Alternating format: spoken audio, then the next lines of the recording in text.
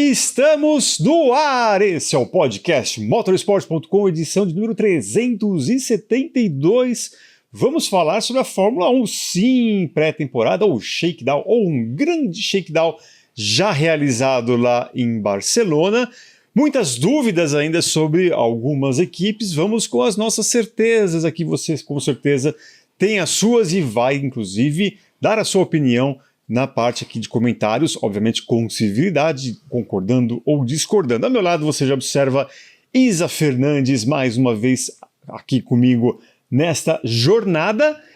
Dá um oi aí, vai, Isa. Vou fazer um mistério para o nosso convidado.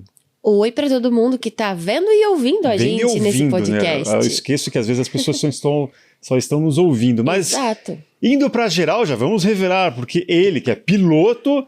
eu sempre piloto, ainda mais agora que teve uma pequena volta no final do ano passado lá na Porsche Cup. Acho que tomou gosto. Eu vou colocar ele vamos voltar a correr, vamos ter aquela coisa de competição ali que eu acho que os circuitos sentem a sua falta, senhor Max Wilson. Max Wilson com a gente aqui, comentarista também da Band e também estava na Fórmula 1 agora, também outras categorias, vai ali também, a gente vai falar sobre isso. Max, obrigado. Eu sei que a sua vida é realmente pelo tanto de atribuições ali, a tua vida é realmente corrida, e a gente, obviamente, fica muito feliz e honrado por mais uma presença aqui sua. Muito obrigado por ter vindo. Eu que agradeço, Eric, obrigado pelo convite de novo. Obrigado, Isa, é sempre bom estar aqui com vocês que entendem de automobilismo, é sempre bom esse bate-papo aqui. A gente dá pitaco. O piloto, o cara que senta ali no assento e acelera, né, que eu sempre falo, toda volta rápida, a gente estava conversando aqui sobre voltas rápidas antes do programa começar, né, eu saio de toda volta rápida que eu vou, Interlagos ou algum outro circuito, dá bronca, eu falo assim, esses caras são loucos, esse pessoal tem alguns parafusamentos, eu acho que piloto de moto tem uma meia dúzia de parafusamentos. Concordo. De carro, pelo menos uns 3, 4, né, mas esses caras são doidos, viver a vida nesse ritmo, literalmente, né, sobre risco, cara que já é pai, né, aquela coisa, não é pra mim, eu gosto de dar pitaco. Então, você que bota ali o bumbum no assento, que literalmente lê a situação, você sabia muito mais do que a gente. Agora, como eu disse no início, né, tivemos aí o primeiro teaser aí desse novo carro da Fórmula 1, tão polêmico, tão complexo, né, tem equipe que teve uma leitura X, outra Y e outra Z, né, vide Aston Martin, né?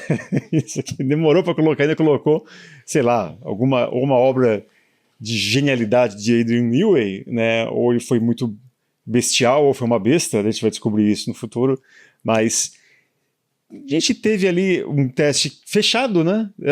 Mas talvez, né, Max, que a gente precisava ter uma noção, a gente teve uma noção talvez mais da questão do número de voltas, mais do que o tempo de volta, até porque este é captado de uma maneira extraoficial, pode ter errado aqui e ali, e também não diz muita coisa. Alguém pode chegar na pista com um tanque no cheiro e dar uma volta rápida, fui o vencedor da pré-temporada. Não existe isso. Mas a gente, assim, é só para a gente, até como se basear, né, ter como base. O motor Mercedes, até pela quantidade de equipes, ainda com a ausência da Williams, correu 1.130 voltas. Depois a Ferrari com 992, a Red Bull, né, 621 voltas, a Audi 239 e a Honda 66. A quantidade de voltas por equipe, a Mercedes 502 voltas, acho que conseguiram aí tirar até se diz que o pessoal da Mercedes chegou a fazer simulação de corrida, um shakedown, excelente.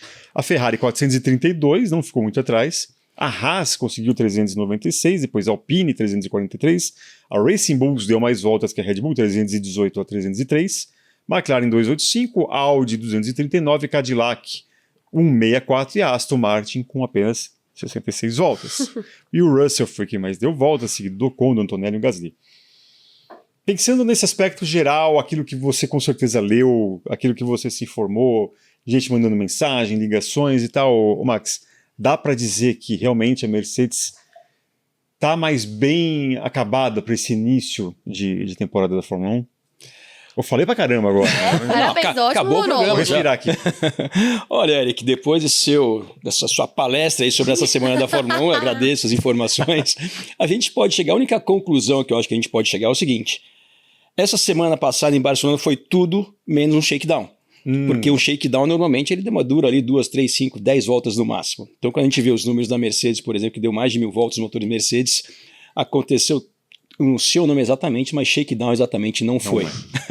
Agora, eu acho que tudo que aconteceu lá em Barcelona, né, fecharem o autódromo, não ter a mídia, chegaram no absurdo de tirar pessoas de áreas públicas perto do autódromo, porque estavam tendo ali um contato visual com os carros, fazendo vídeos e tudo mais, que para mim é um absurdo uma situação dessas, né? Eu fiquei imagina se isso fosse Interlagos, que boa parte do circuito é cercado por prédios, então ia ter que entrar na casa das pessoas para mandar desligar o telefone que não pode filmar, porque tem varandas ali, perto ali da junção, que você literalmente vê a pista da sala da sua casa. Então realmente eu acho que já exageraram um pouco, e para mim fizeram isso muito mais preocupados com o que aconteceu há mais de uma década atrás, lá em 2014, quando os motores híbridos chegaram na Fórmula 1, e realmente a gente viu várias situações que não foram muito boas.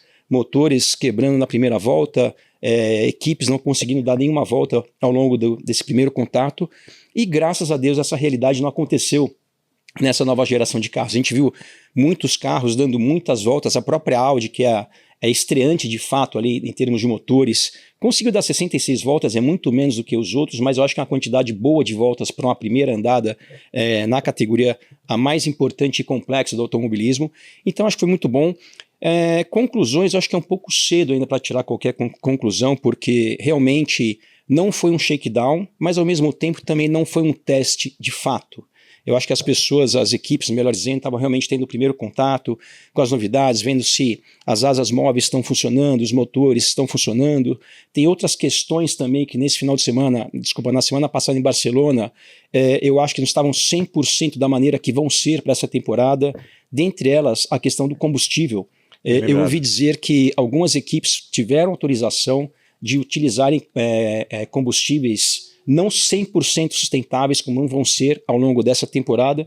Então isso tudo, você cria ali uma série de variáveis e uma série de dúvidas em relação ao que as equipes usaram de fato, o que elas aceleraram de fato, quanto de potências elas usaram em termos de mapa. Então realmente acho que é muito cedo para qualquer coisa, mas juntando tudo isso, eu agora terminando também a minha palestra, Eric. Não, imagina. Eu acho que fazer isso. Eu acho que foi uma semana de sucesso para a Fórmula 1. Eu acho que realmente a quantidade de quilometragem que todos conseguiram fazer, mesmo as equipes que andaram menos, acho que foi realmente um sucesso esse primeiro contato com esse novo regulamento, que realmente talvez tenha sido a maior mudança da história da categoria. Então realmente acho que esse primeiro contato foi muito positivo.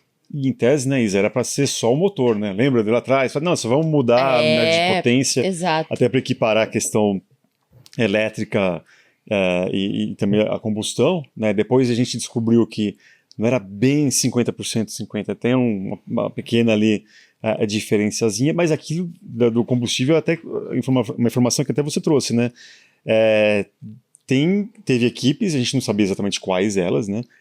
Que poderiam utilizar combustíveis não homologados. Isso, exatamente. Como essa questão do combustível, né, precisa ser um combustível com componente ali verde, então tem que ser sustentável. Essa pesquisa para transformar esses combustíveis, ela é muito grande, ela é demorada, não é do dia para a noite.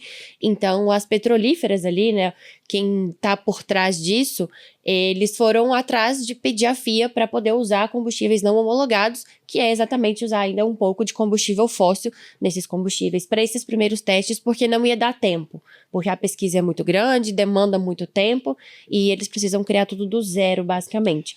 Então, eles acabaram indo sim, a gente não sabe quem, mas acabaram indo para esses testes e vão também para o Bahrein com esses combustíveis. Eles só não podem...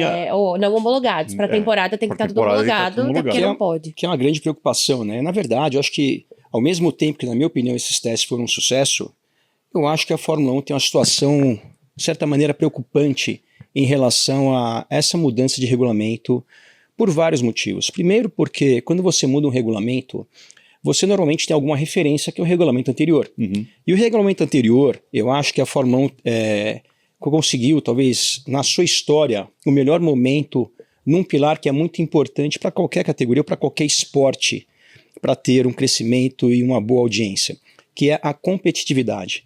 A Fórmula 1 nunca teve na história, como teve no passado, por exemplo, em algumas corridas, todos os pilotos no mesmo segundo numa classificação no Q1. 10 primeiros separados por 2, 3 décimos. Isso é uma coisa que acontece normalmente em categorias monomarcas e não são muitas que acontecem isso. E quando você tem uma mudança tão grande de regulamento, eu acho que você entra num risco muito grande de tirar essa competitividade, porque são muitas variáveis, são uma tecnologia nova de motor. Lógico, continua sendo motores híbridos, mas é um percentual completamente diferente do passado, 50-50 mais ou menos. A questão do combustível, a questão de pneus de tamanhos diferentes, dentre outras coisas. Então, quando você tem muita variação, a chance de ter ali uma disparidade realmente ela fica muito maior. E essa questão do combustível também demonstra quanto complexo é esse regulamento em todos os setores, tanto do motor e tudo mais, mas também do combustível. Porque se a gente pensar, daqui a um mês, mais ou menos, vamos ter a primeira etapa. Tiveram uma semana inteira em Barcelona, o combustível não está pronto. Talvez não esteja pronto nos testes pré-temporada do Bahrein. Então você imagina essas fornecedoras de combustíveis, de repente, utilizando o combustível de fato desse ano, homologado. Treino livre. Não, na primeira etapa. Então realmente é uma coisa bastante atípica e para mim isso vem de uma complexidade muito grande desse regulamento atual, que realmente eu não sei se foi o caminho mais acertado, e eu já digo isso desde o final de 2024, início de 2025, quando esse regulamento foi divulgado parcialmente, né, porque ele demorou para ficar completo. E se a gente pensar, né, acho que esse regulamento ele é tão complexo e, ao meu ver, tão preocupante, que a própria Fórmula 1 já tomou algumas providências em relação a essa preocupação, acho. Primeiro, as montadoras vão poder mexer nos seus motores ao longo do campeonato, quem não estiver muito bem, justamente pensando na competitividade. Mas o motivo principal que eu acho que eles não estão tão certos em relação a esse regulamento atual é o fato desse regulamento ter uma duração muito curta. Esse regulamento vai começar em 2026 e vai durar até 2030, são 4 anos. Esse regulamento anterior da Fórmula 1 durou 11 anos. Então realmente eu acho que esse tempo muito curto de regulamento demonstra talvez aquela situação de se não está muito bom, o sofrimento vai ser pouco e a gente toma uma providência que mesmo assim pode causar um prejuízo. Porque, de novo, a Fórmula 1 talvez até o ano passado estava no seu melhor momento como espetáculo. E o espetáculo é o pilar, ao meu ver, mais importante para qualquer categoria de qualquer coisa. E aquela coisa, né, Max? Talvez um sintoma de que talvez eles já tenham se arrependido de ter feito toda essa questão do atual regulamento seja já dar um prazo de término dessa nova era, né? Curto. Só que ao mesmo tempo, quando eles viram que não deveria ser esse o caminho, já era tarde demais para falar para as equipes, o dinheiro que vocês já estão gastando, não tem como fazer isso. Imagina, isso pode gerar inclusive processos com certeza. Porque a partir do momento que você chega na hora do jogo, você muda a regra, você não pode fazer isso. E realmente, né, eu acho que a conclusão que eu chego para a parte dos motores, né, que tem um efeito também na parte até da aerodinâmica do carro, porque essas asas móveis que vão ter na frente e atrás, elas foram introduzidas esse ano por causa da unidade de potência, por causa dos motores elétricos, para diminuir o arrasto e consumir menos energia, porque se a gente lembrar, né, nas primeiras simulações desse regulamento atual, os motores estavam acabando a potência antes do final de algumas retas. Nas simulações eles tinham que reduzir marcha para chegar no final da reta. Mas esse regulamento, no meu entendimento, é muito baseado no que as montadoras decidem. E eu acho que isso, na minha visão, é um caminho muito perigoso e, ao meu ver, errado. Porque no final das contas, Eric, se a gente for pegar na história da Fórmula 1, todas as montadoras, com exceção de uma, que é a Ferrari, o que elas fizeram na história da Fórmula 1? Elas vão para a Fórmula 1, elas saem da Fórmula 1. Elas podem voltar e podem sair. Só que elas entram e saem, com exceção mais uma vez da Ferrari, que começou do dia 1 e está lá direto até hoje. A consequência quando o regulamento não dá certo, se a montadora resolve sair e seguir a vida dela está tudo certo, a Fórmula 1 fica. E quem fica sofre as consequências. Então realmente eu acho que deixar na mão das montadoras, ao meu ver, esse caminho do regulamento de motores, ao meu ver, é uma coisa que não é muito boa para a categoria, e isso se torna ainda mais esquisito quando a gente vê uma situação na Fórmula 1 em particular, que é completamente atípica e diferente, que é, a gente tem, por exemplo, uma Aston Martin, que é uma grande marca de carros, uma excelente montadora, que ano passado usava motores Mercedes, e esse ano vai usar motor Honda. A gente tem a Renault, que vai usar motor Mercedes. A gente tinha Red Bull, que tinha motor Renault e patrocínio da Aston Martin no mesmo carro alguns anos atrás. E hoje a gente tem a Red Bull, que fabrica energético fabricando motores. Então, a Haas, que fabrica material de torno computadorizado, tem motor Ferrari. Motor Ferrari e em patrocínio da Toyota. Pois é. Então, assim, a gente vê uma combinação de coisas que realmente fala assim, tá, mas por que é tão importante esse regulamento de motores tão complexo se tem muitas montadoras que nem utilizam seus próprios motores? E tem outro ponto também, que é o seguinte, tem outras tantas montadoras que nunca estiveram na Fórmula 1, como a Audi, por exemplo, que vai estrear esse ano, que faz carros elétricos a combustão híbridos maravilhosos e nunca esteve na Fórmula 1. A gente tem, sei lá, a BMW, que não está na Fórmula 1 há sei lá quanto tempo, faz carros maravilhosos, e outras categorias, outras montadoras que nunca estiveram na Fórmula 1, que fazem produtos maravilhosos. Então, realmente, eu acho que essa complexidade do regulamento de motores, que traz um monte, ao meu ver, de incertezas, e traz também uma coisa, né, Eric? Esse regulamento, quando mudou do motor aspirado para o híbrido, o quanto mais caro ficou para a Fórmula 1 é uma coisa impressionante. A gente falou agora há pouco de combustível, né? Eu vi uma matéria que um tanque de combustível vai custar 13 mil euros. Euros. 13 mil. Então, isso... e qual que é o benefício disso para a categoria? Será que tem tanto benefício assim? Será que tem um benefício você dar uma tanqueada lá, parar no pit stop e falar assim, completa? E o cara te dá uma notinha de 13 mil euros depois de encher o tanque? Então, realmente, a Fórmula 1, em alguns momentos, eu acho que ela tomou uma rota um pouco além da conta, e isso pode ser prejudicial para a categoria, no final das contas. Mas é uma coisa que você fala, que eu sempre falo aqui também, é a questão do produto, talvez, né, Max? Ele se vende melhor do que talvez vai acontecer de fato na pista. Porque tá todo mundo querendo entrar nessa barca, que eu acho que o show, né? Então por isso que a gente tem hoje Toyota querendo entrar, tá meio ensaiando uma volta, com uma equipe americana com motor Ferrari, tem todas essas questões, porque provavelmente, de acordo com essa nova fase, a audiência, a Liberty, você tem uma bazuca ali de marketing que todo mundo quer entrar para justamente ganhar, grandes corporações patrocinando as equipes. Só que ao passo que, beleza, nessa parte o promotor está conseguindo fazer muito bem. Talvez fosse o caso dessas novas diretrizes, quem tivesse que tomar as decisões de como vai ser, se vai ser algo mais complexo ou mais tranquilo, mais barato para as equipes, fosse a própria promotora, a Liberty. Não, eu quero carros mais lights, tal, não sei o quê, sei lá, chegar à conclusão, jogar uma real e falar que uma categoria 100% verde é utopia. Não estou dizendo que é impossível, mas assim, não dá. Eu vou dar um exemplo, uma coisa que eu sempre me pergunto aqui em Interlagos.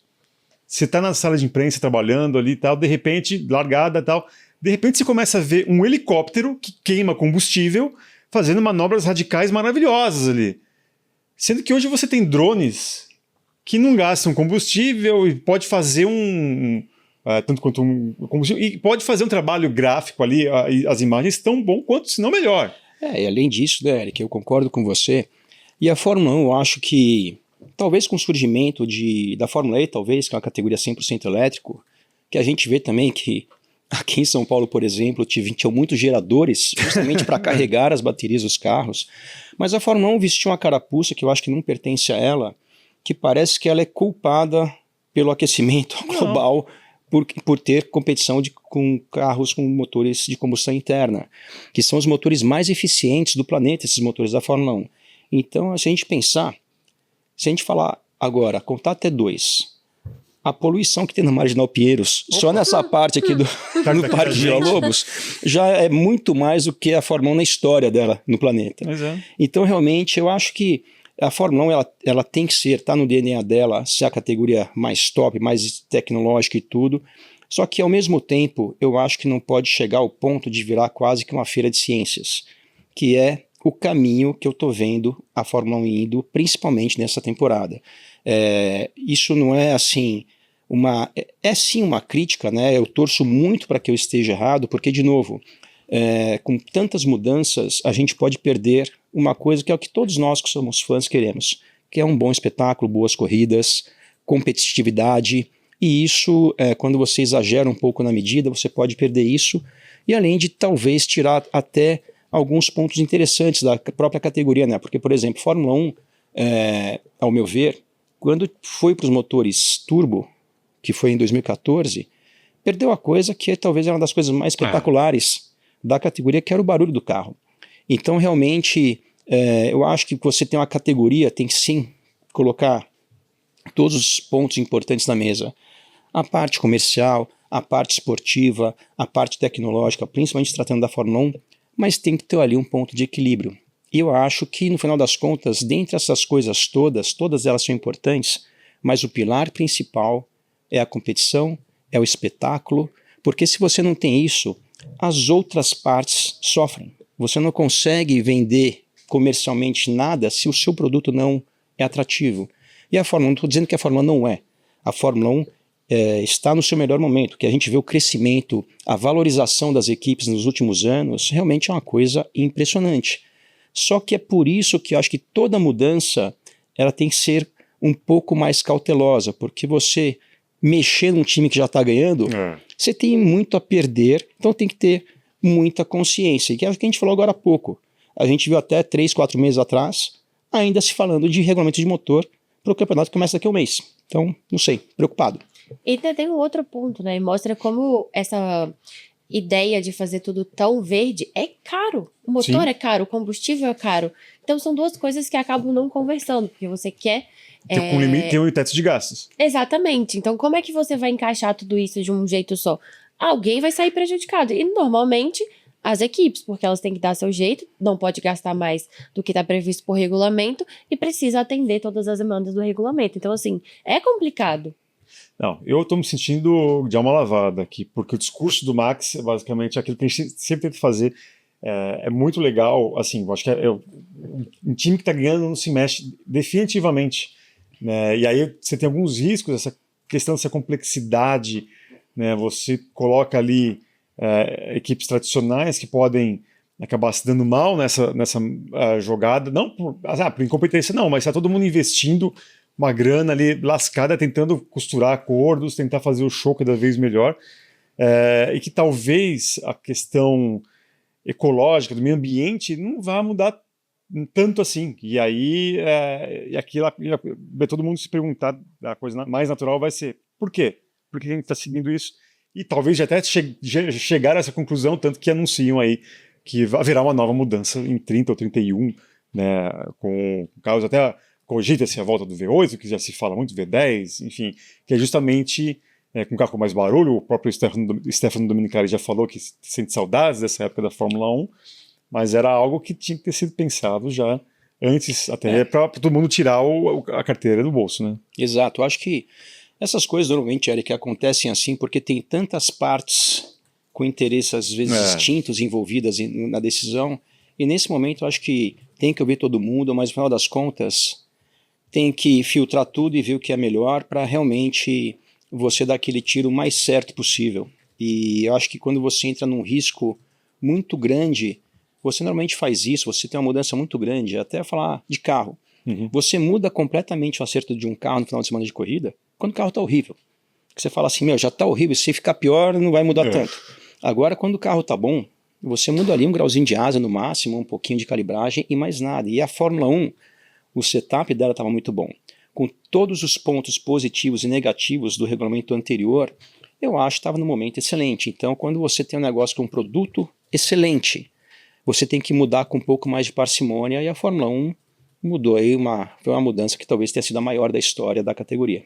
Maravilha, olha só. A gente vai seguir aqui, vamos mudar um pouco a página, vamos falar de um grande personagem que pode estar vivendo um dilema, não um dilema porque ele já escolheu, inclusive, o lado dele, mas vai ser um daqueles capítulos, né, como a vida é, né, como será a vida como ela é. Estou me referindo, Isa, a Lewis Hamilton. Por quê? A gente aqui até, eu me lembro muito bem os debates quando ele opta por sair da Mercedes para ir para a Ferrari, muita gente comparando a saída dele da McLaren para a Mercedes. Ali ele deu o pulo do gato, confiou no projeto, o projeto realmente era quente e que fez ele, inclusive, ganhar vários títulos. E muita gente falando, Hamilton quer a divisão, vai que a Ferrari se ajeita e vai. Ao passo que extraoficialmente, né, a grande vencedora é feio falar que é vencedora, mas assim, uma equipe que está sendo apontada, já que começou tudo redondinho, foi a Mercedes, a ex-equipe dele, apesar do tempo mais rápido extraoficial também ter sido da Ferrari. Como que você imagina, Max, que deve estar a cabeça do Hamilton, podendo ver que a Mercedes, que ele teve a decisão de sair de lá, pode estar dando a George Russell e a Andrea Kimi Antonelli a chance de ganhar um título mundial?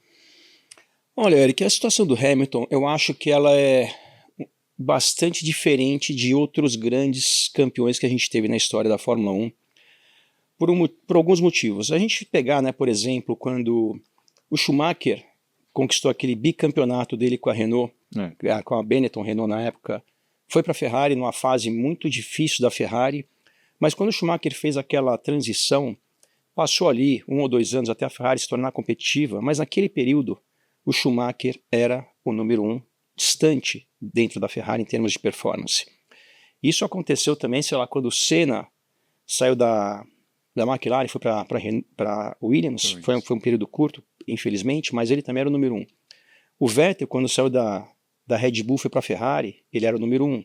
O Alonso, quando saiu da Renault, foi para a Ferrari, ele era o número 1. Eu estou citando esses grandes campeões que têm vários títulos, porque todos eles, quando mudaram de equipe, ou foram até no caso para a Ferrari, alguns deles, eles foram de longe, saíram com o número 1 das equipes que estavam e foram número 1 para as equipes que foram. O Hamilton, quando ele saiu da Mercedes, ele já não era mais número 1. O Hamilton, em 2024, ele ficou bem atrás do Russell e ele fez uma coisa que nenhum outro grande campeão fez, ou que eu me lembre, nenhum outro piloto fez, desde que eu acompanhei a Fórmula 1, de, em algumas ocasiões, pegar o microfone e falar assim, eu não sou mais bom, eu não ando mais rápido, a culpa é minha, não tenho mais performance. Isso quando já tinha um contrato assinado com a Ferrari em 2024, quando ele deu esse tipo de declaração essa que ele deu de novo ano passado dentro da própria Ferrari. E isso é um negócio tão atípico, né? Porque imagina se fosse o contrário, imagina em 2024 a Ferrari pega o microfone e fala assim, eu não sei fazer mais carro. E o Hamilton fala assim, poxa, mas eu assinei um contrato com vocês, falaram que eu ia fazer um carro bom. Então é uma situação muito diferente. Então a situação do Hamilton, se a gente for pensar, mesmo dentro da Mercedes e hoje, ano passado, dentro da Ferrari, a distância entre ele e o Leclerc foi enorme. Tanto em classificação, principalmente em classificação, que obviamente também se reflete nas corridas.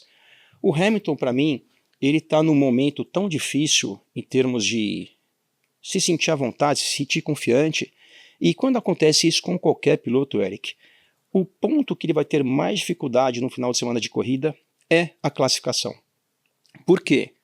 A classificação é o momento do final de semana que ele é um momento que o piloto tem que andar no risco maior do que todo ao longo de um final de semana, e ele tem que acertar numa Fórmula 1 competitiva como estava até ano passado, por exemplo, tem que acertar perto de 100% da sua volta. Quando isso não acontece, ele perde 2, 3, 4 décimos, que muitas vezes a diferença é de ficar fora num Q1 ou fazer a pole position num Q3. Então, quando o piloto está com a confiança baixa, esse é o momento que ele vai ter mais dificuldade. E se a gente pegar no passado, se não me engano, foi, 18-4 em classificação entre ele e o Leclerc. Em 2024 deve ter sido, 16-8 em relação a ele e o Russell. Então, essa falta de confiança que pode ser um momento difícil, um companheiro de equipe mais competitivo, um carro um pouco mais difícil de pilotar. Então, realmente, isso é um momento muito difícil.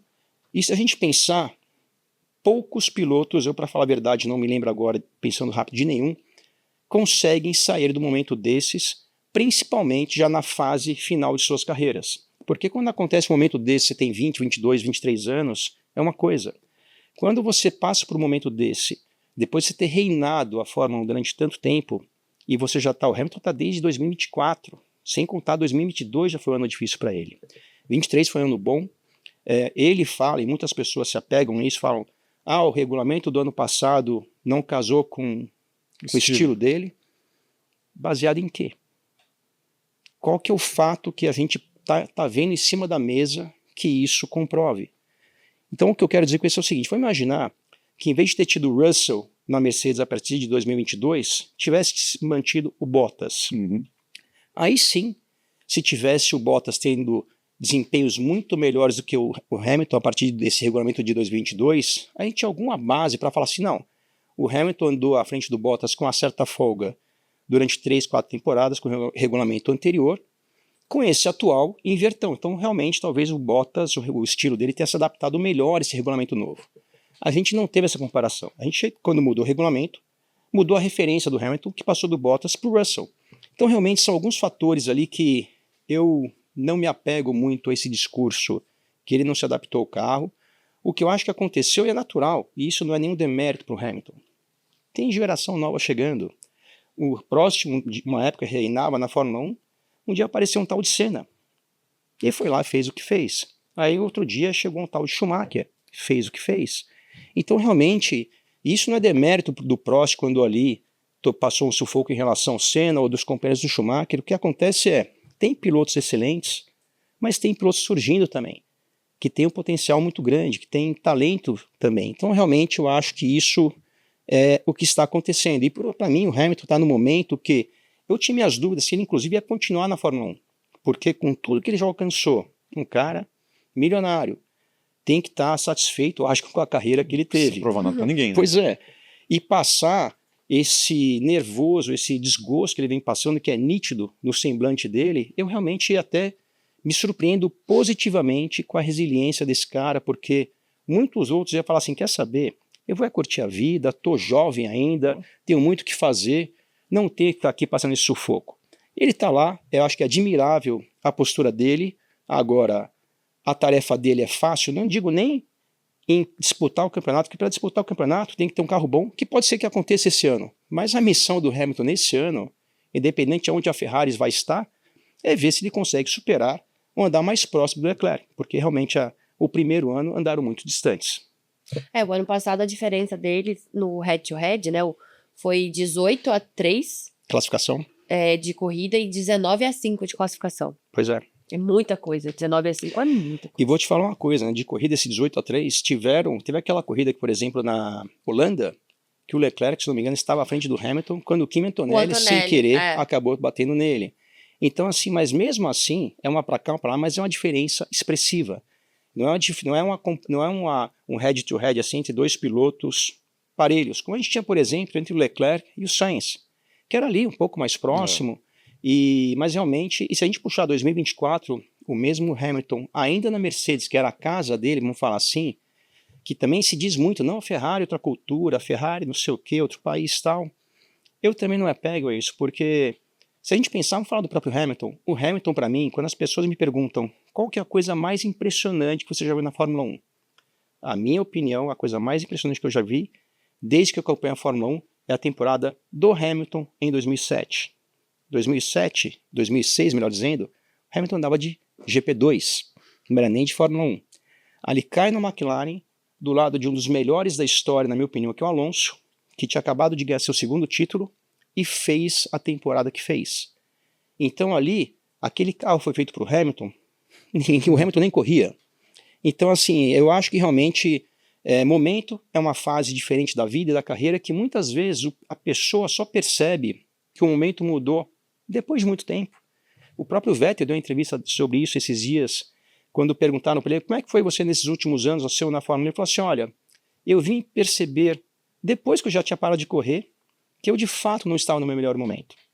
Então, muitas vezes isso acontece com qualquer um de nós, em qualquer segmento. Então, realmente, eu acho que o Hamilton, admiro a resiliência dele, mas nessa fase da vida, nessa fase da carreira, dar a volta por cima não é fácil.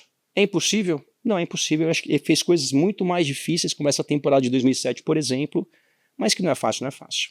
Acho que fica um grande ensinamento que às vezes a gente precisa sair do centro da coisa para poder conseguir enxergar a realidade, né? O Vettel tem muitas entrevistas dele falando que depois que ele deu um passo para fora e olhou o que estava acontecendo, ele realmente enxergou aquilo que ele não via quando ele estava lá dentro. Porque quando tá lá, o cara quer performar ao máximo, então ele não enxerga que nem tudo tá saindo. Eu acho que ele se vê ainda como aquele cara que estava ganhando os títulos, né? Sim. A cabeça, físico, mental ali, tá realmente.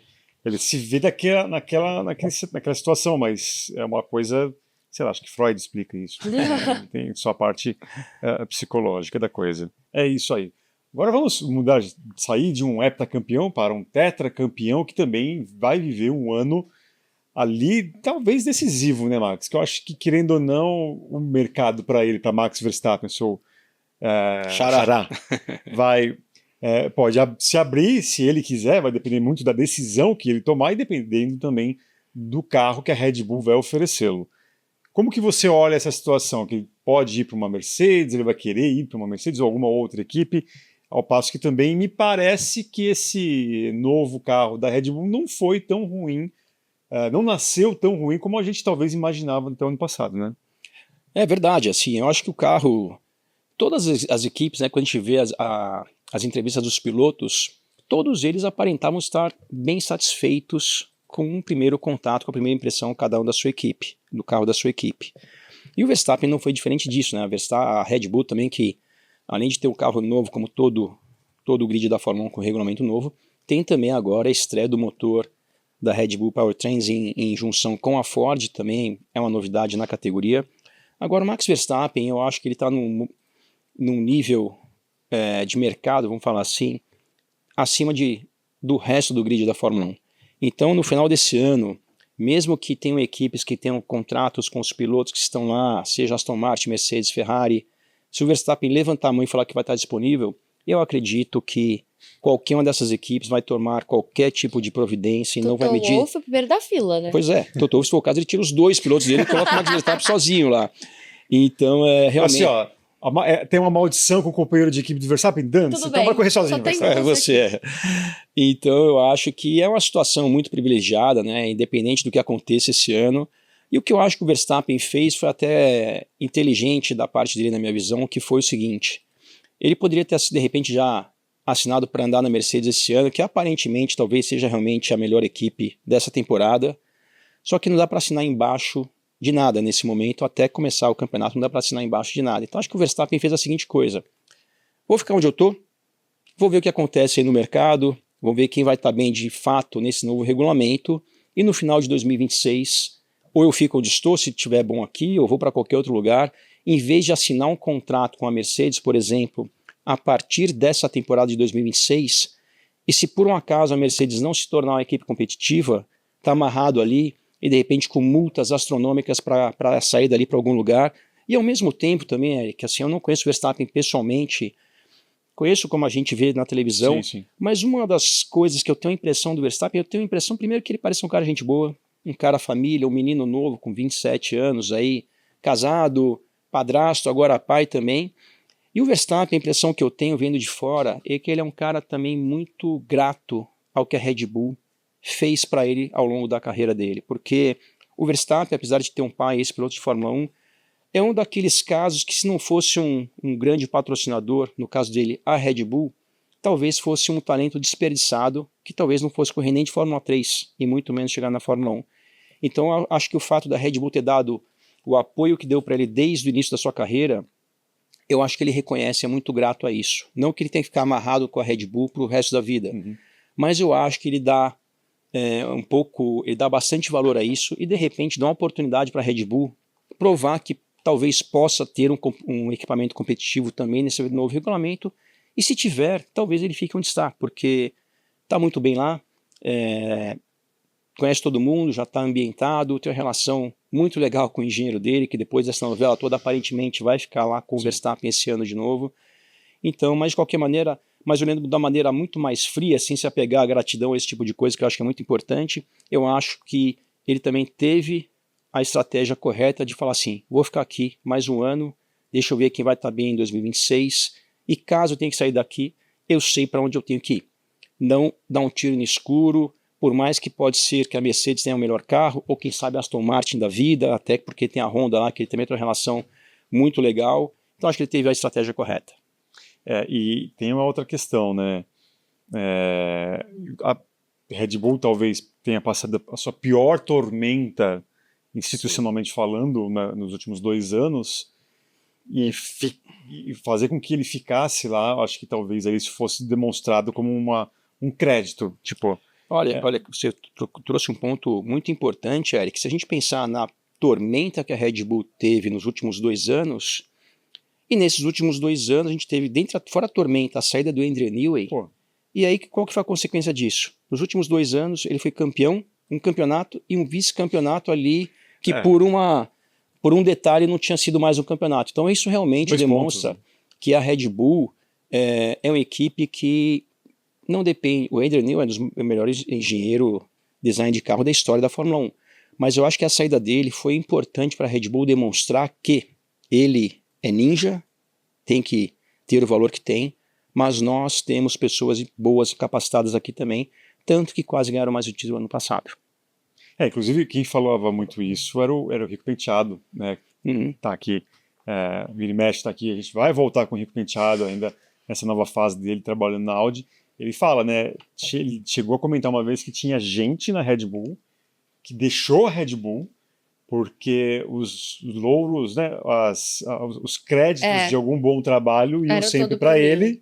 E aí vai, não, eu tô me matando aqui, o crédito vai ser... Não que o Adrian Newey seja uma farsa e tal. Mas, longe disso. Longe disso. Só que também os caras saíram da Red Bull em busca de reconhecimento pelo trabalho. Então, vamos ver. E aí tem uma questão também que eu acho que pode acontecer, que vai interferir pro Verstappen ficar ou não na Red Bull, Isa. É o momento, talvez, que ele tome alguma decisão, porque eu acho que esse campeonato, não sei se o Max também vai concordar, ele vai ter uma montanha-russa tremenda, talvez a cada etapa uma história diferente a ser contada, por questão de desenvolvimento, né? Eu acho que o Verstappen, ele depende até mais desses fatores externos do que propriamente dito a Red Bull para ele ficar ou não, porque a gente sabe que ele já está de saco cheio do calendário grande, ele está de saco cheio desses compromissos off-pista, de mídia e de tudo isso. Ele gosta muito de corridas endurance, então a probabilidade dele ficar aí, né, cansado de tudo isso e ir para onde ele pode só correr sem ter que fazer muita coisa fora da pista, ela é grande. E vale lembrar que o contrato dele oficialmente acaba em 28, então a gente entra numa época interessante que ele vai estender, ainda na teoria tem mais 2 anos, mas ele vai começar a trabalhar, a Red Bull vai começar a tentar estender esse contrato dele. Vai ter uma renovação? Ele vai sair? Então a gente entra num ponto muito interessante do Verstappen, que ele pode ou ficar na Red Bull, renovar, mas não renovar e sair da categoria, ele pode ir para outra equipe. Então o Verstappen se torna uma movimentação muito importante no mercado, não só para 27, mas para 28 também. Sim. Então, exatamente, concordo 100% com o que a Isa está falando, e isso também é uma característica do Verstappen, né, que a gente não vê muito em outros grandes nomes do automobilismo em geral, principalmente da Fórmula 1, né? O Verstappen, que tem, se não me engano, 27 anos, ele fala em sair da categoria. Ele fala com todas as letras, e eu admiro muito isso nele, porque muitas vezes, né, quando o piloto conquista ou atinge o patamar que um Verstappen da vida atingiu, que são poucos na história, normalmente esses pilotos colocam a fantasia de super-herói e falam, não, vou fazer isso, vou ganhar mais 14 títulos, não sei o que, nananana. E o Verstappen fala assim, tem outras coisas na vida, tem meus pais, tem minha família, tem minha filha agora. Então realmente é um cara que eu não vejo ele com nenhum foco assim, quero bater o recorde de, sei lá, Schumacher ou Hamilton, seja de quem for, e quantidade de títulos. Ele está fazendo porque ele gosta, se diverte, é nítido isso que ele gosta do que está fazendo, é um cara que quando não está na Fórmula 1, está num GT3 ou está correndo no simulador, mas ele, pelo que ele aparenta e fala, ele vê outras coisas importantes na vida também.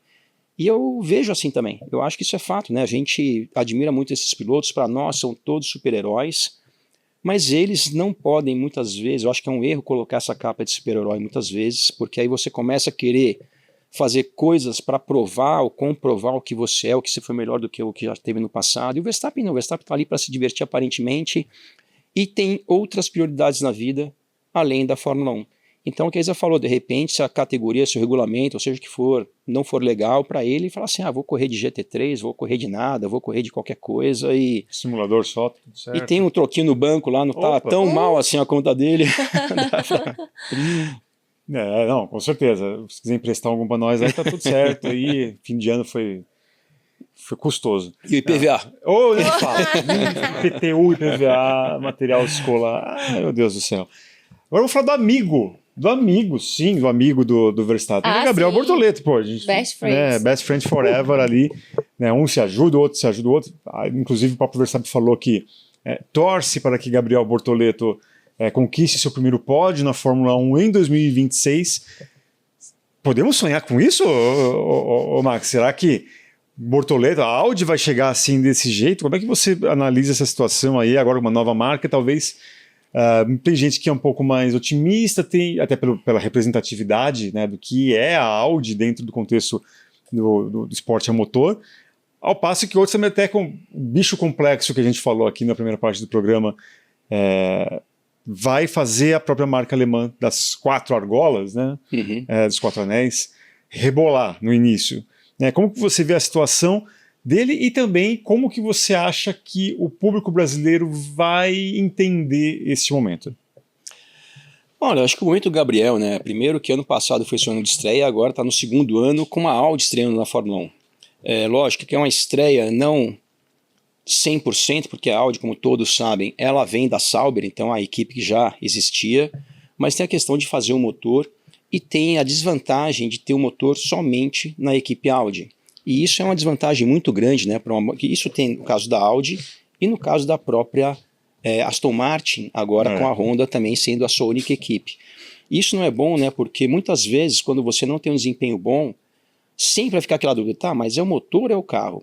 Se a gente pegar no caso da Honda, na fase da Red Bull, a gente tinha o mesmo motor na Red Bull e na AlphaTauri, e muitas vezes a AlphaTauri em último e a Red Bull em primeiro.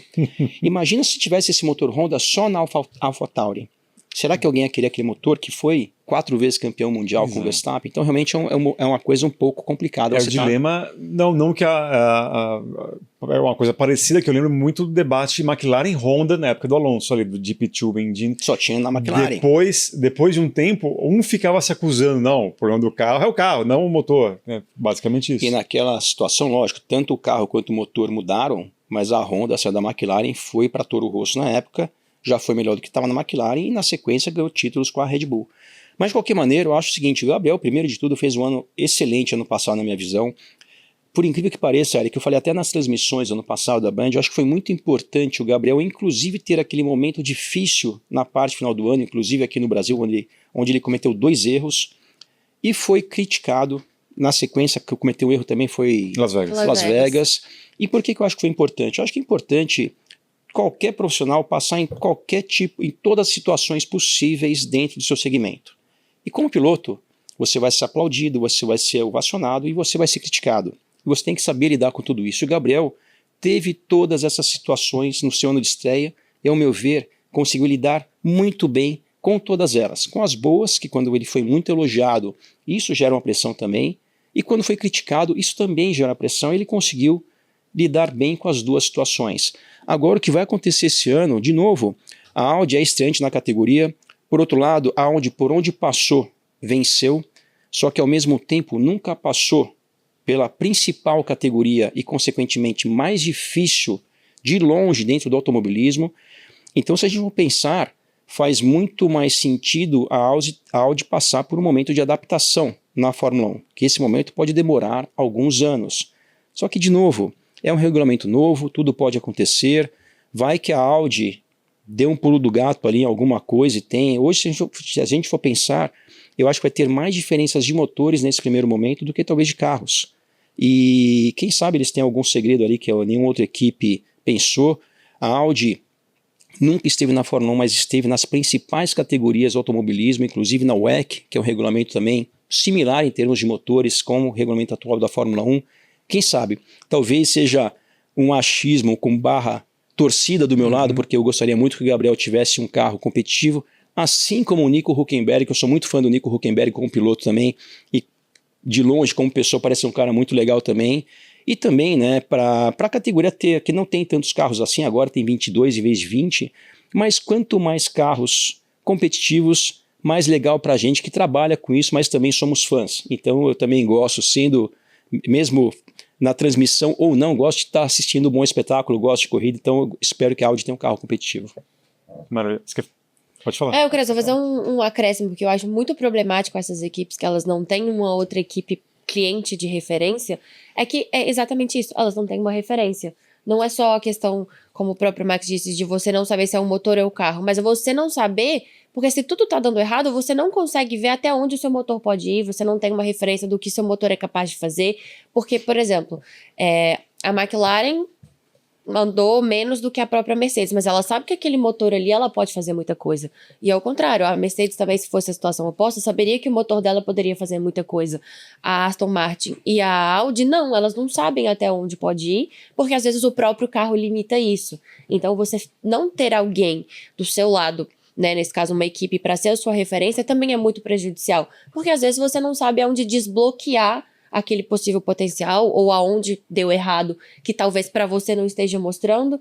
Então é muito difícil você ser soldado raso ali, ser sozinho, porque você não tem referências, né?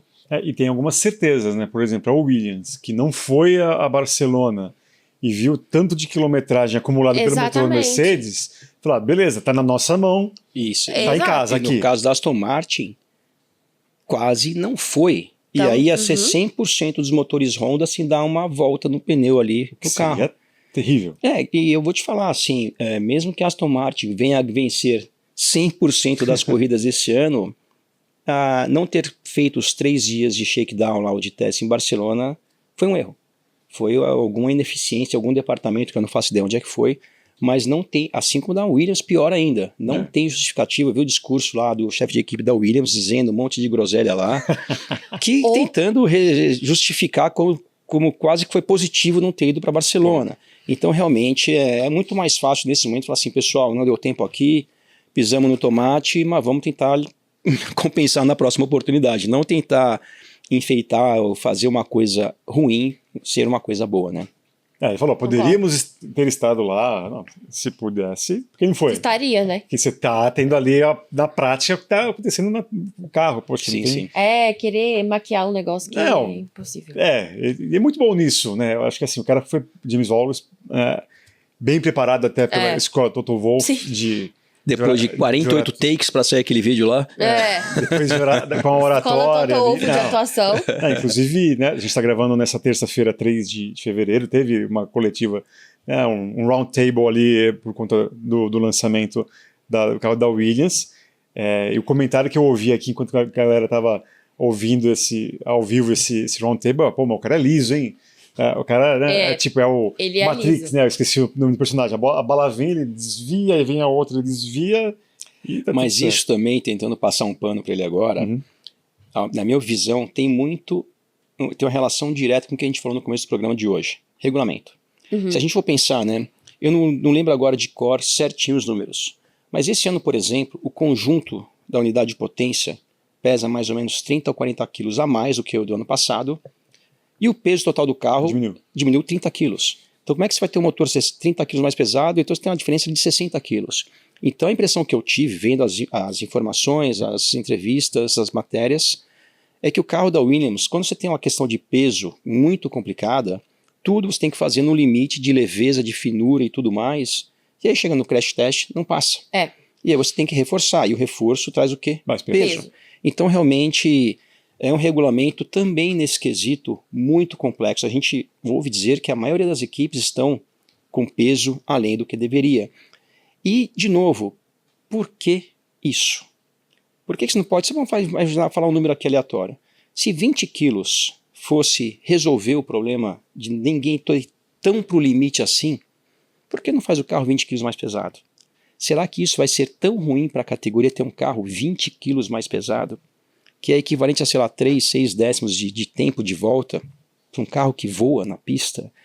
Então são algumas coisas no regulamento que, de novo, talvez seja completamente errado vendo de fora, mas para mim não faz o menor sentido algumas decisões desse regulamento, como essa do peso, por exemplo. O que a gente conseguiu apurar é que eles realmente fizeram um carro muito pesado para passar no crash test. A única intenção foi realmente não atrasar mais, então conseguir passar ali a parte do chassi no crash test, e aí o carro ficou absurdamente acima do peso. Que eles usam uma caneta aí, Williams. Agora, eu vou pegar no pé do Max Wilson aqui, porque eu acho que até na outra participação dele, porque ele veio aqui, eu não estava no podcast, e o anterior eu peguei no pé dele sobre o Sérgio Pérez. E agora o mexicano vai estar na pista de novo. A gente falou que coincidência, né? Que o Pérez voltou, ele Veio aqui da entrevista. Eu sou o porta-voz do Sérgio Pérez. Sérgio Pérez. Talvez visto, se bem que acho que no México não precisa de visto, ou se você tiver um visto americano, você pode entrar no México, mas certamente Max Wilson será barrado quando entrar no aeroporto. Não, nem no Texas eu posso ir. Fantástica a resposta. Mas querendo ou não, Max, essa questão dele não, na sua opinião, não tô querendo te forçar a opinião, mas o fato dele estar fora na Fórmula 1 ano passado, e mais uma vez a Red Bull com problemas no companheiro de equipe do Max Verstappen, o Ibope dele subiu sem ele ir para a pista. Ou não? O que você acha? Acha que ele volta renovado ou é realmente a força do dinheiro mesmo? Não, eu acho que o Pérez ele está voltando pela força do dinheiro, porque um piloto que esteve na equipe que ganhou 4 campeonatos com facilidade e ele não chegou entre os 5 primeiros em alguns desses campeonatos, para mim a única explicação é a força do dinheiro, assim até o fato de ele ter se mantido na Red Bull também durante tanto tempo foi a força do dinheiro. E com todo respeito ao Pérez, o Pérez, ele também sempre foi um piloto, 100% do tempo que ele esteve na Fórmula 1, que trouxe dinheiro para as equipes por onde passou. Agora, o que eu acho que aconteceu com a história do Sérgio Pérez e depois que aconteceu com o Tsunoda, com o Lawson, muitas pessoas falam assim, o Pérez não era tão ruim. Esse é o termo, e eu nunca disse que o Pérez é ruim. Uhum. O meu ponto sim foi, o Pérez não está no mesmo nível que alguns pilotos estão para estar na posição que ele estava, por exemplo, na Fórmula 1. E o que eu acho que aconteceu, até fiz um vídeo esses dias no meu Instagram, é o seguinte, se a gente pensar hoje e falar assim, o Verstappen e o Stroll estão na mesma prateleira? Eu acho que todo mundo vai dizer que não estão na mesma prateleira. O Verstappen, vamos dar outro nome, talvez um Ocon, talvez algum outro piloto, o Ocon é um exemplo. Então, qualquer um desses pilotos que andarem com o Verstappen, se colocar o Stroll na Red Bull e o Ocon na Red Bull com o Verstappen, eu acho que eles vão ter um desempenho parecido com o do Pérez, com o do Tsunoda, com o do Lawson. O que eu quero dizer com isso é o seguinte, esses pilotos, o Pérez não está na mesma prateleira, na minha visão, que Verstappen, que Leclerc, que Russell, que Piastri, que Norris, que o Hamilton, talvez não hoje, mas já esteve nessa prateleira. Então, da mesma maneira que o Pérez não está nessa prateleira, para mim o Tsunoda também não, o Lawson também não.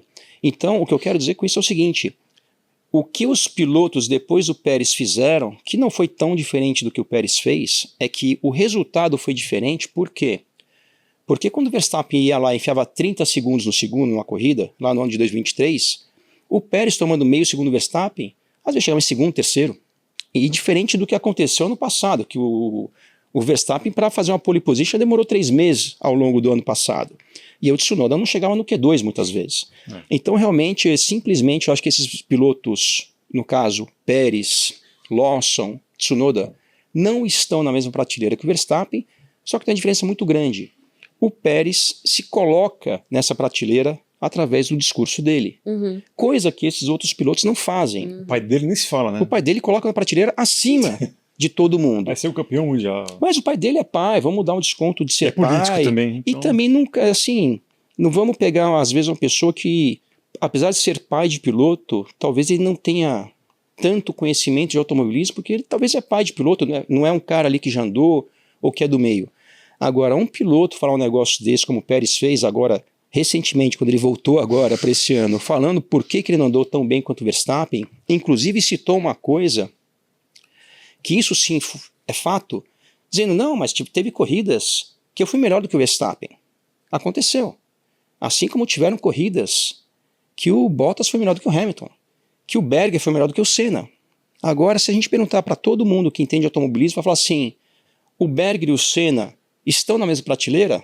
Não. De forma alguma. Você não pode pegar em 100 corridas, 2 que o Berger foi melhor do que o Senna, no caso do Pérez e Verstappen, eles fizeram mais ou menos 100 corridas, porque foram 4 anos, tem mais ou menos 25 por ano, então são 96 corridas mais ou menos, foi 24. Dessas 96, talvez 6 o Pérez foi um pouco melhor do que o Verstappen, como é que você se coloca na mesma prateleira? É a mesma coisa você pegar um cara que é número 500 do mundo no tênis, que ganha do Federer, que já aconteceu. Ele é melhor do que o Federer? Naquele dia foi, mas você não pode pegar uma amostragem e colocar essas pessoas e nivelar por isso. Tem que pegar um período. E nesse caso do Pérez com o Verstappen, não estão na mesma prateleira, e o que foi comprovado depois da saída dele é que o Lawson e o Tsunoda também não estão na mesma prateleira. É isso, na minha opinião. Eu enchi o saco, eu fiz proposta aqui, fui provocar o Max Wilson por conta daquele ano, exatamente aquele ano, que parecia, não estou falando que ele pegava no pé, mas ele explicando, falando exatamente, a gente dando tempo de ele falar, né, e tem toda razão, eu acho que também pega muito pelo discurso. Né, o pai dele pode ser pai de piloto, ele ainda é político, eu acrescentei que o político gosta de falar, gosta de estar no holofote também, mas ele também às vezes exagera, não, e talvez faça um discurso muito para mexicano ver, não é para inglês ver, mas para mexicano ver. Não, isso aí que acontece. Eu, no meu papel de comentarista desse esporte, eu tenho que às vezes esclarecer algumas coisas. Então, por exemplo, em 2022, se não me engano, foi o ano que o Pérez foi bem em Jeddah, no Azerbaijão, e em Mônaco, naquela corrida lá onde ele bateu lá de propósito. Sim, em tese. Então ele teve dois resultados bons, melhor do que o Verstappen, e aí naquele momento chamava ele de o rei das ruas. E eu falei, pessoal, não é bem assim. Aconteceram duas situações aqui que ele foi bem, de fato foi bem, foi melhor do que o Verstappen, na verdade, e Azerbaijão foi melhor do que o Verstappen, mas, de novo, foram duas corridas e, sei lá, das 50 de rua que teve nos últimos anos, foi bem duas. O Maldonado, com todo respeito, ganhou em Barcelona de todo mundo, na pista. Ele é melhor do que todo mundo que estava naquele grid, Hamilton e Verstappen. Não necessariamente, então Mas então quando eu vou lá muitas vezes e dou uma analisada e trago outras coisas para essa equação, aí muitas pessoas falam, você odeia o Pérez, você é contra o Pérez. Isso acontece comigo direto, o pessoal na internet me xinga quando eu falo do Pérez, mas isso aí faz parte. E eu acho que esse é sempre um ponto muito interessante, porque também levanta aquela questão que a gente já debateu aqui várias e várias vezes, sobre o próprio Verstappen. Ele é acima da média? Ele é acima da média. Mas até que ponto o fato dele nunca ter um companheiro de equipe tão bom quanto ele também alavanca ele nessa nomenclatura? Porque ele nunca teve. Foram todos ali de Pérez na mesma prateleira. Ele teve um, na verdade, né? Ele teve o Daniel Ricciardo numa fase boa. Não, tópico sensível. Não, eu também, pra mim é sensível também. Sou fã do Ricciardo como piloto. Esse eu conheço um pouquinho, eu conheci ele na Austrália quando eu corria lá. É um cara maravilhoso, mas assim... mas esse é um ponto interessante em relação ao Max Verstappen também. Por quê? Naqueles 3 anos que ele correu ao lado do Ricciardo, que não foram 3 anos completos, né? Porque o primeiro ele entrou na corrida de Barcelona, que foi a 5ª etapa, se não me engano, mas vamos arredondar, foram 3 anos.